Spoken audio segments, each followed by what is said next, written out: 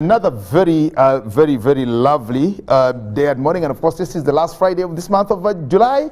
Next Friday we'll be talking about August, and of course it will be 5th, but we thank the Lord God that we've made it to this particular day. Now, thanking you so much, and of course we're coming back from the Good Morning Uganda special, the Friday, where you had Chirabo Nyonyintono, Felix Nkunda, Philomera, Ruben Impima, and the entire team there, Maureen Kenyana, and everyone. Now it's our Pan-African Friday, and of course we'll get into the conversation today. Lots of things are happening that concern us as people, and of course as Pan-Africans, we basically engaged and involved or take our concern on only things that meet our concern Africa.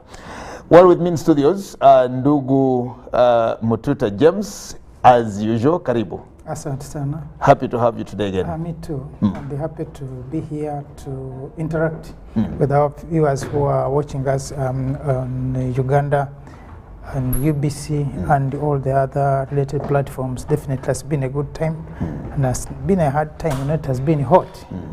And at least we're seeing people dying with fires.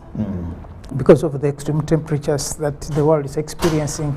Okay. But I think for Uganda, I was talking to a friend from US, and he was telling me that you are safer moving naked. And you know, one thing which Africans need to learn also, when we see these people moving with skimpy, we think it's a style. These guys are suffering. Yeah, it's weather. Well, lots of things. Asante, Ndugu Mtuta. Ndugu Rugarama, karibu and good morning. Asante. Good morning to you, comrades, wherever you are watching us from. And I would also like to take this opportunity to thank our faithful viewers who are always with us every Friday morning.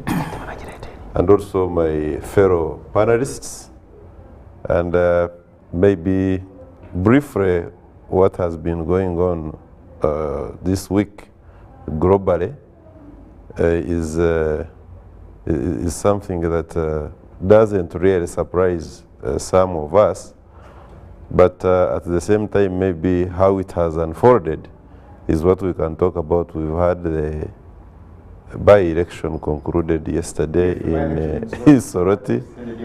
We had a very unfortunate incident at NBS Frontline last night.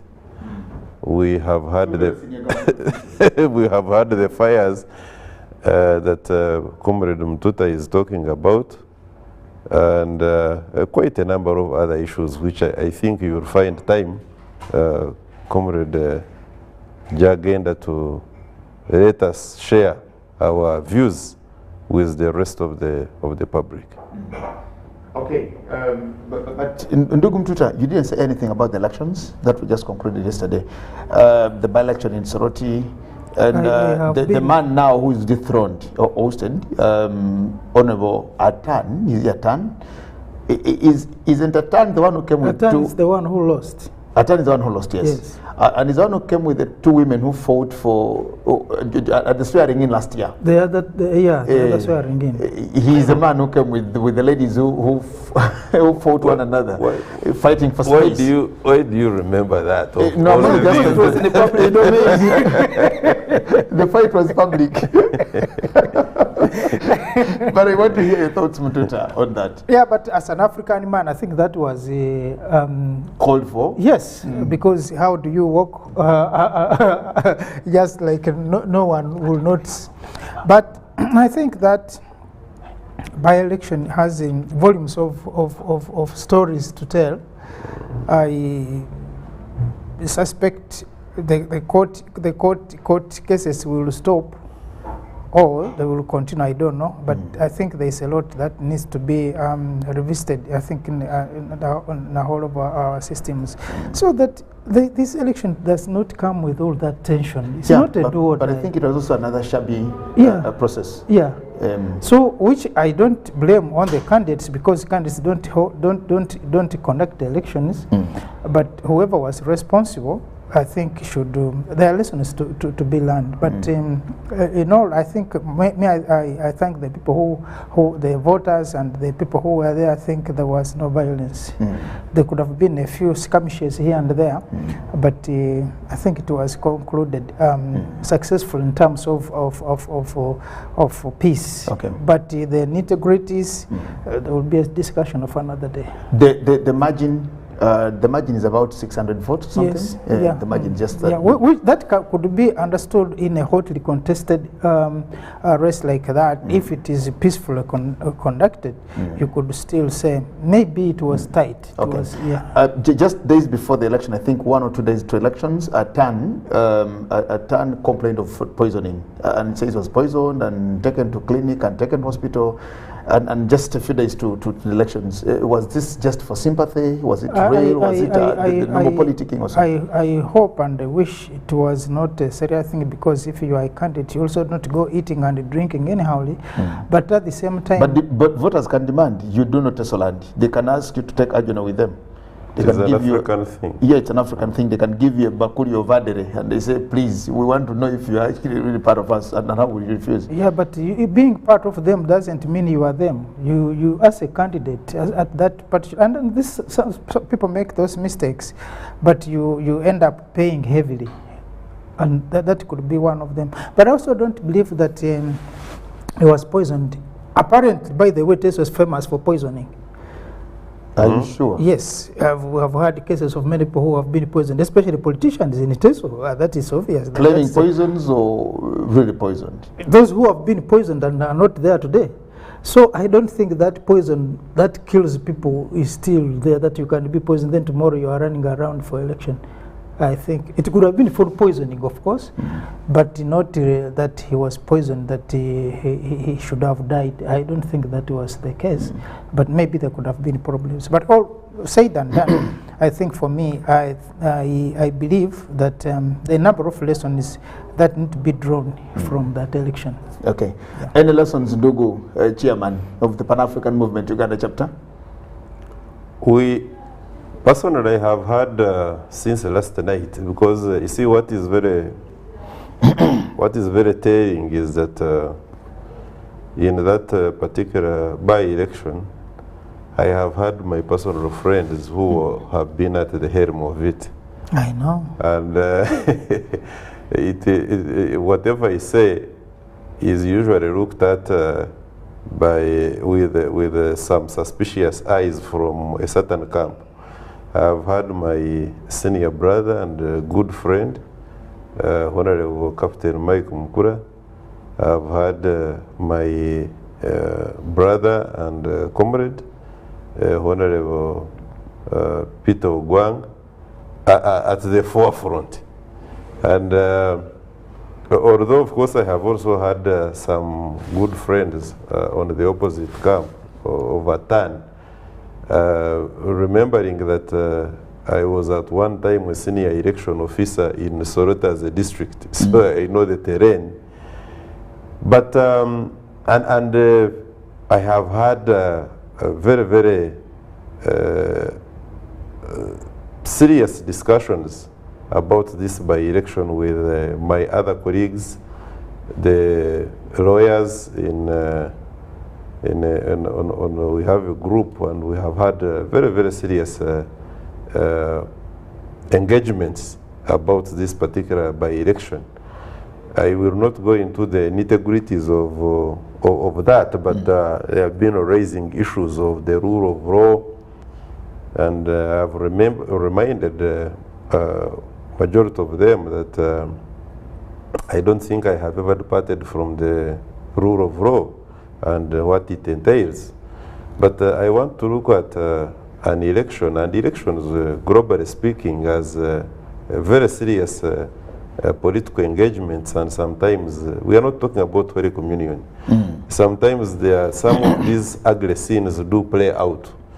I do not condone that kind of behavior. I've been on record. Yeah, but even the Holy Communion, there's a man in this country whom I heard rigged the Holy Communion. So you see, that is another thing now. So, but at least the kind of the decorum we expect when you're going for Holy Communion, really, we have not attained that level when you are entering into the arena of politics. So we have had a heap of claims from the FDC camp especially of all sorts of election-related malpractices. But we have also heard from the winning team of Honorable Aliko now, whom I want to take this opportunity to congratulate, and the team that was at the forefront of securing this win. Maybe also to conclude on this by saying, since they are just like opening remarks, that if indeed the claims of election malpractices are true, then I invite, because we must remember that our full chairman, who is a whole justice of our courts here, Honorable Justice Byabakama, was there. If really the claims are anything to go by or to believe, then I will invite the relevant organs and also the opposition to have the courage that they have had before, take these matters before court. I believe that that layer of arbitration will not disappoint. If there is no merit, then they will also, the courts will tell us. We've always made this argument of Parliament doesn't benefit us, you know, having many members of Parliament in the House, whether there are many. Of course, it's winner takes all. Parliament is not balanced because you have 400, I think, against a handful of those. And why would we even die for such a by-election that the NRM brings out all its outfit? The opposition does the same, and at the end of the day, it's now Aliko, he'll be sworn in and is there. How many people remember that not so long ago, Ojok took oath of office as another member of Parliament for Moro, and nobody has even bothered to know whether Ojok has actually done anything or said anything or even delivered anything to the people of Moro. Now Aliko comes in, next we'll see somebody coming from, is it Chisoro? There's another by-election that will be coming on from somewhere. Yes, in Bufumbira. And what is in this thing that people have to die and get, and yet at the end of the day, we get to a point where we say, though without members of Parliament, we feel this country can actually go on. It is true. Speaking for myself, I have said this before, but I don't mind repeating it. I am a campaigner of a small size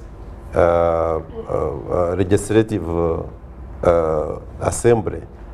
I do not believe that such a huge parliament really does us well. It does not do us well as a country. It is a burden on the already constrained resource envelope of Uganda. But I'm also not naive not to know that the politics of developing countries like Uganda are based on patronage, and at the same time there are a number of interest groups to be catered for.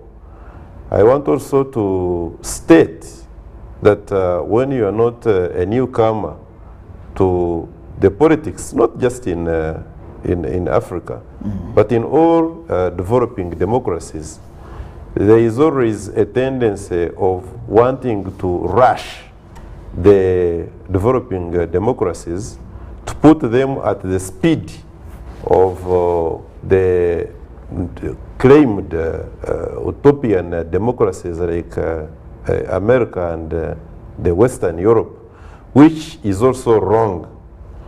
there is a way society evolves. Some of these errors we are committing, I can assure you, like having amorphous parliaments, impacting negatively on the resource envelope of the countries, is something that is going to die. There will be that natural death. Mistakes are part of growing up. We now have got a very big problem because what we have are people who are dishonest.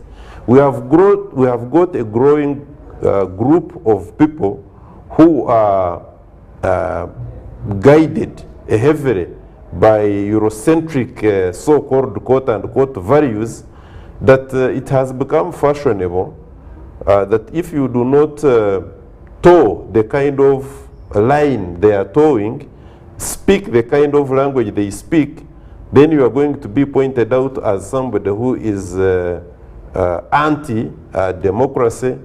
I have heard some people talk about the rule of law, all sorts of values they talk about. But you see, these values, even the American society, which talks about all these sorts of things, I can assure you, even up to now, it has got so many challenges whereby they disfranchise a number of people. And when I say that, there is always a tendency by people who do not want to listen. You see, listening is a virtue. You know, people hear, but you don't want to listen. What is somebody saying in here? What are his submissions? They think simply because you have said it is happening in America, so it is correct. I have not said that. I've always said that even in the democracies, which claim to be at the highest level, we have got systematic, structured discrimination and imbalances that if you are not, for instance, here, the highest number of votes cast, whoever they are cast in his favor or her favor carries the day. But we know that that is not the kind of system in America. So we can critique that. We can look at that and say, I think this is wrong. We have had popular vote takers in America not becoming presidents. So is that right? But that is their brand of democracy. We have had the kind of democracy in China and Western countries, Western Europe and America claim that that is not the kind of democracy. Who lays bare the benchmarks? Who gives the universal standard of democracy? So my point really here is that African countries and other related Latin America,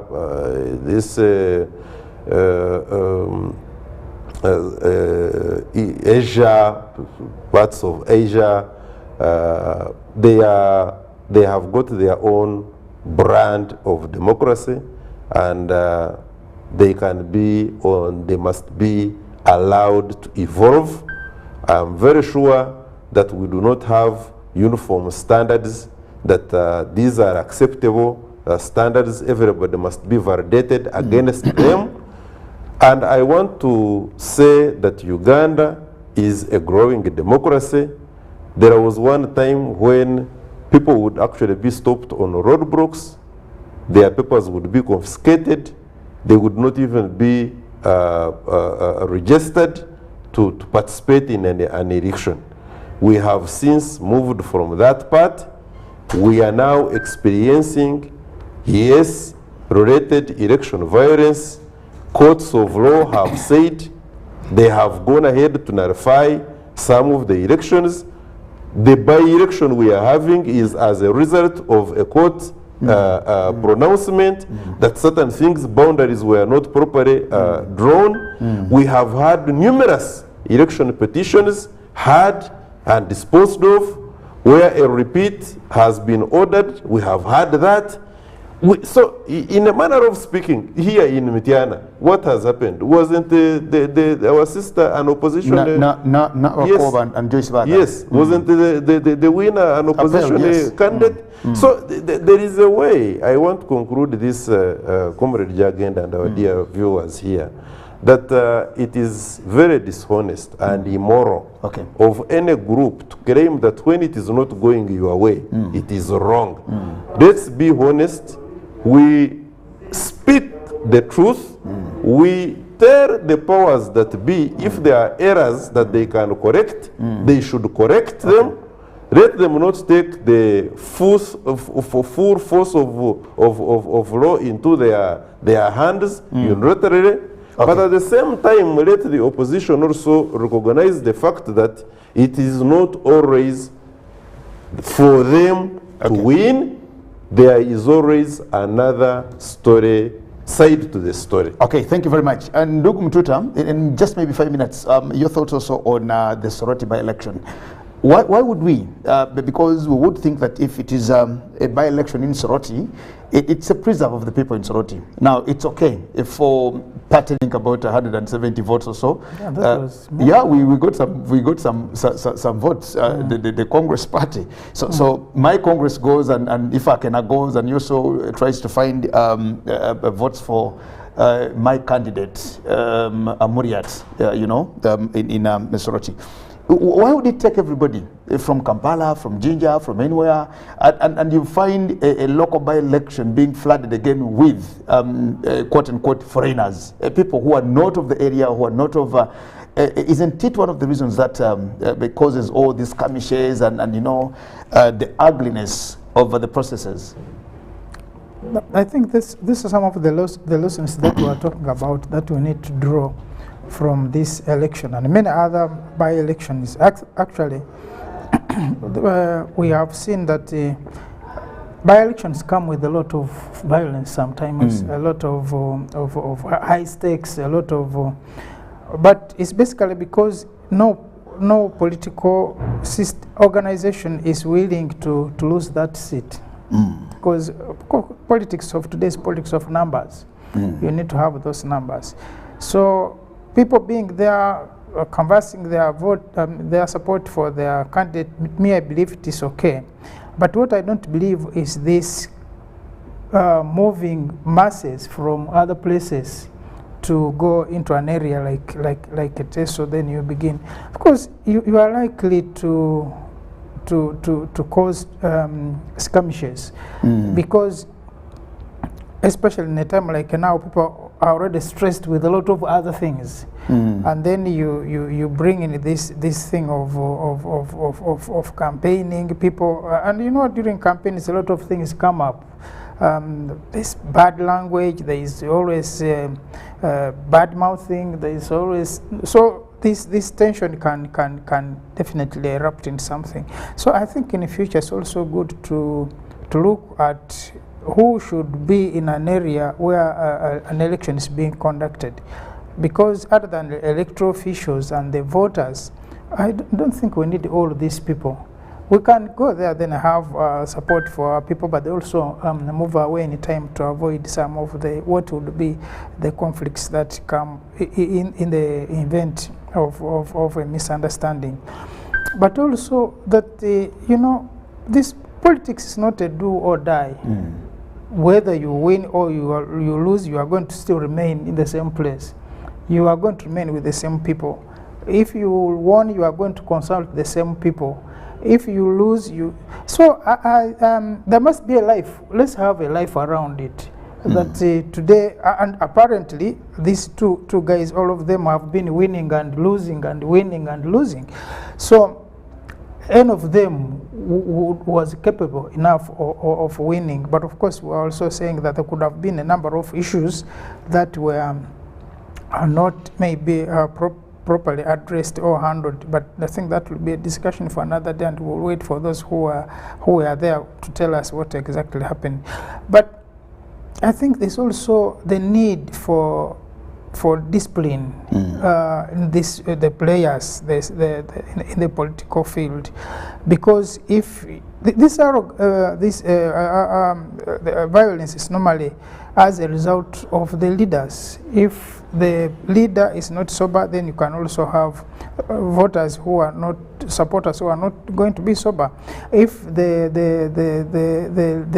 leader is sober, you will have followers who are also going to be sober. But also the systems through which an election is delivered, because that's also important, that at the end of it, it shouldn't be the votes that are counted that count, but rather the votes that have been cast that count.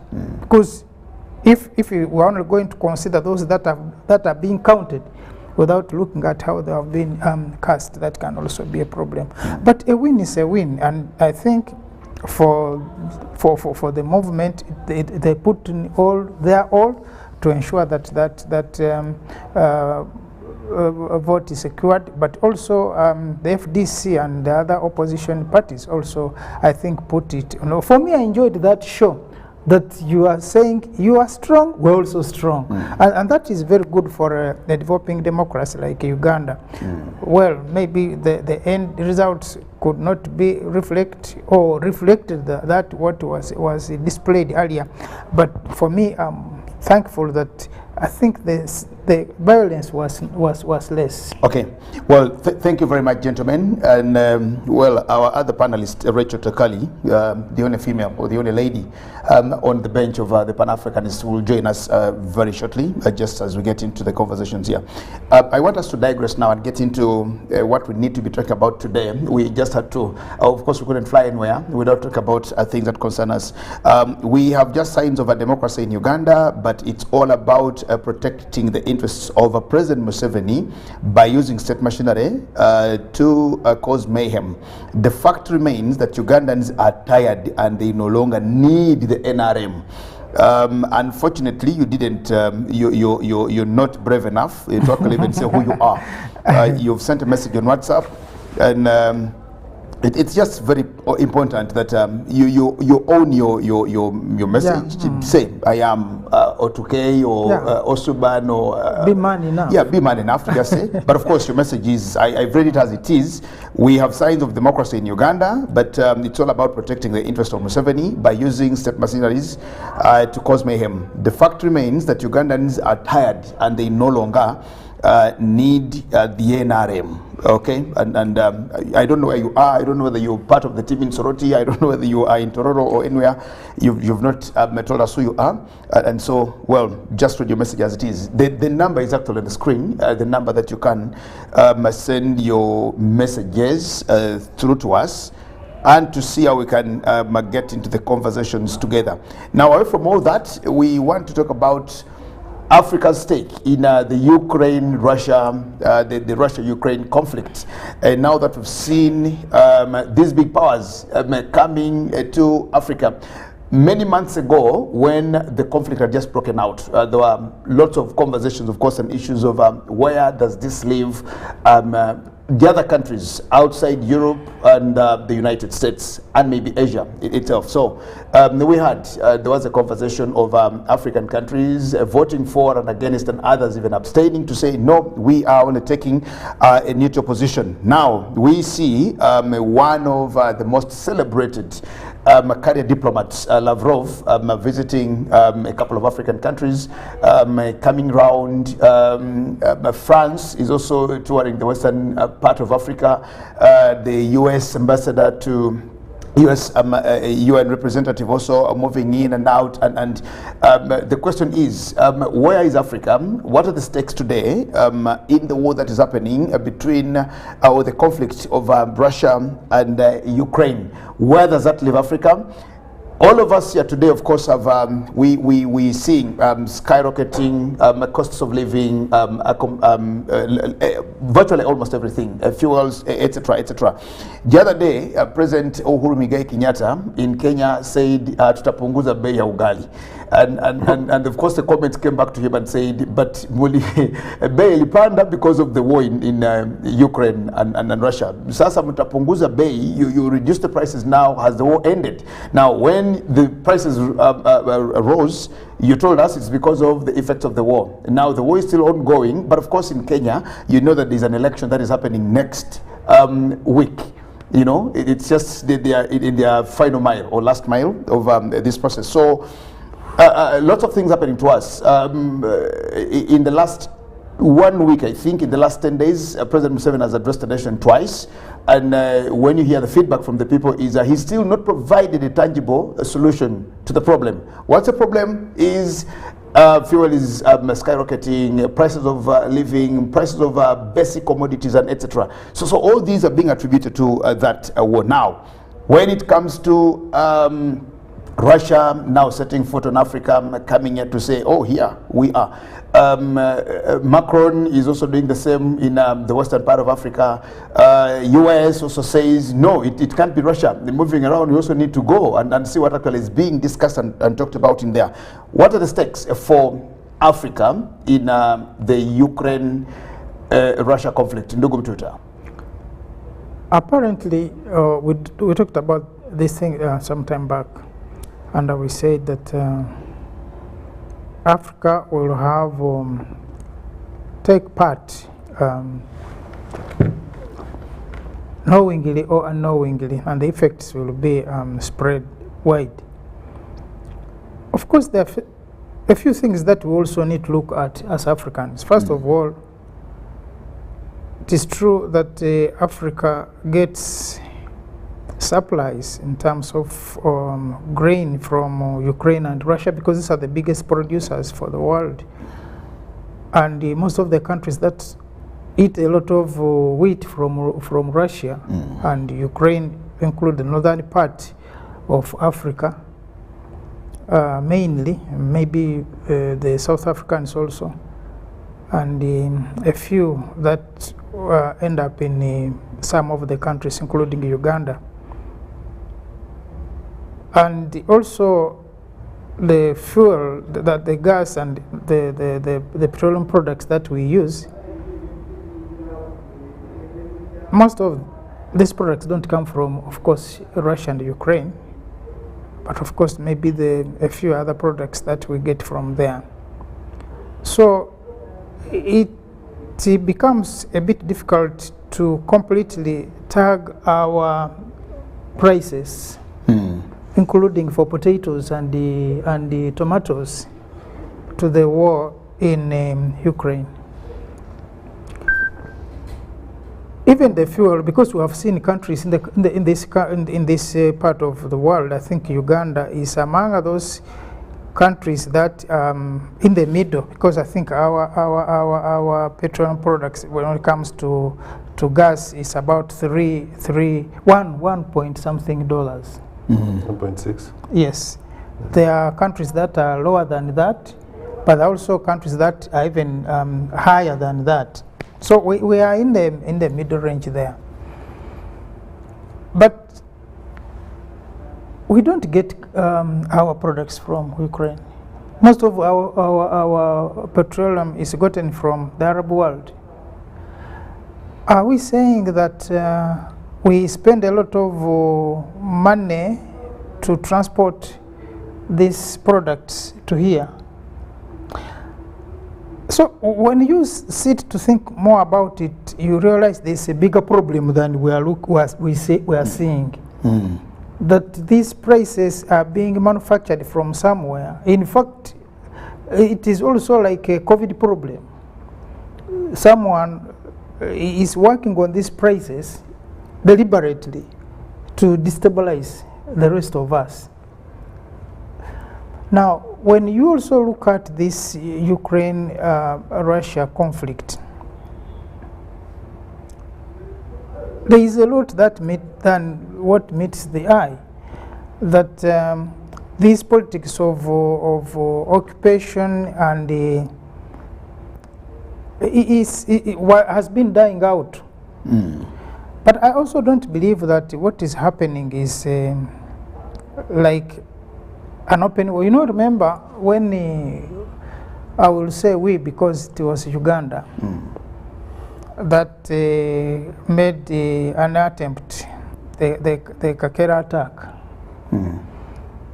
And what the response that Tanzania brought in, you realize that finally the Uganda is overtaken, and Tanzania pacifies the country. Is this the same thing which is happening? Because you realize that it is not an all-out war that you can say the two countries are fighting. But the conflict has drawn in more people, more interests, including now the Africans, that to the extent that we are saying that we cannot afford a meal on our table because some two countries somewhere are fighting. Now, I think for Africa, this is an opportunity. If it is the issue of food, it is a high time that we knew that Africa can be self-sustaining in terms of food. And this, if they continue fighting, should also be an opportunity for us now to begin looking at ways of producing what we have been getting from these people. And of course, not many people in this country eat grain anyway. So can we now come in to fill the gap that for the things that we have been getting from these countries that were self-reliant?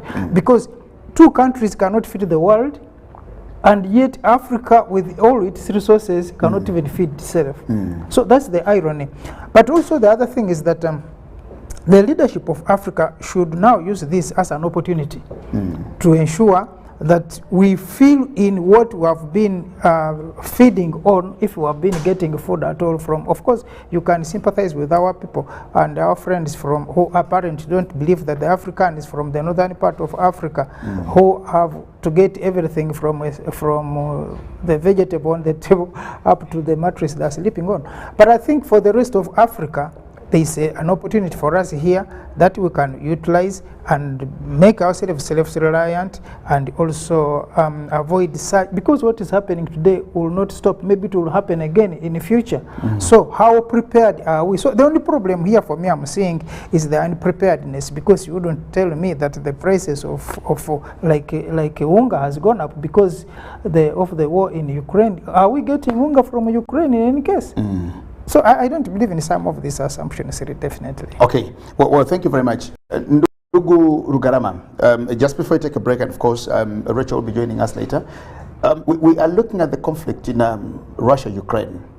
When it broke out, started I think sometime in February, we thought it was a very small affair of two countries that share borders, they share language, they share, they virtually share everything. They share everything. Yeah. You know, they are brothers and sisters, speak the same language, understand one another. And somehow we thought this is something that would be there for maybe if it had tarried and gone for so long, it would be a fortnight. Now, it's biting and mirroring on all of us. When you get back into the history, you will look at the First World War of 1940-1918. You look at the Second World War of 1935-1948. 1938, I think 45, 1938-45, the Second World War, and of course the Cold War that came on a little later with those powers. When you get back into our history, you remember that in the 60s, 70s, 80s, African leaders were actually required to choose whether to be pro-East or pro-West. Now we had all those things. We have come this far, and in this century, in this day and age of technology, etc., we're back to square one. That a war happens to two brothers somewhere, and little do we know, we are actually entangled. We are actually sandwiched into something that my mother in a gururu somewhere, Mututa's mother in Namisin or somewhere, is feeling what she has no idea about, what she does not even know, etc., etc. And this way it is. The other day I was in Mukono, and I went to a place called, just in Mukono here. I went to some place in Chagwe, not so far away from here, and you know, I was talking to this widow, some lady, and she said, I have never imagined that a kawunga can be sold for 4,000 shillings. And you know, she's even actually wondering and saying, I do not know. How can a kilo of flour go for 4,000? She has never imagined that now she does not have a car, she's not driving and all the things. You can't even tell her who Putin is or Zelensky is or Lavrov is or etc. But the woman is saying, if I have a Nkumitano, I used to have 3-4 kilos of kaunga out of my Nkumitano. Now Nkumitano just gives 1 kilo. And she has so many grandchildren around her. Yeah. And she just feels to feed these little children, I need money that I do not even think I'll get. From gleaning from the history of these world wars, where you actually notice that some people argue and say, but were they world wars or they were European wars that eventually became world wars? It's now with Russia and Ukraine, and now the scramble seems to be coming back to the continent of Africa. Let me start by saying that what you refer as world wars, they were nothing but tribal wars. But because of the assumed superiority complex of the white man, having conscripted the rest of the world, and Africa in particular, they make these wars world wars. It sounds nice, you know, world war. But they were just fighting. Tribes were just fighting, barbaric as they were at that time. I don't know if they have cured from the barbarism that they used to suffer from. The question, if I understood you very well, was that, hey, this is Russia and Ukraine. They are fighting, but all of a sudden, Africa is caught in between and we are suffering the spillovers. Probably it is even getting deeper. Why so? And that we have seen an influx of people who, under the auspices of the conflict in Ukraine, are coming to emphasize the influence and the alliance. Truth be told, the former colonial masters have actually never left. And when the conflict emerged, the UN held a series of meetings. All they were looking for was not that the rest of the world was important, and Africa in particular. They were simply looking for numbers. Who are those who actually don't matter? But for purposes of public attention, we can say that even Africa is behind us. And they have now, especially the NATO members, realized that we may not, after all, be as useless as they thought that we are. Because there is what we now see as a change or shift in the balance of power and the trade relations. They have now realized that even when the vote took place, the countries which voted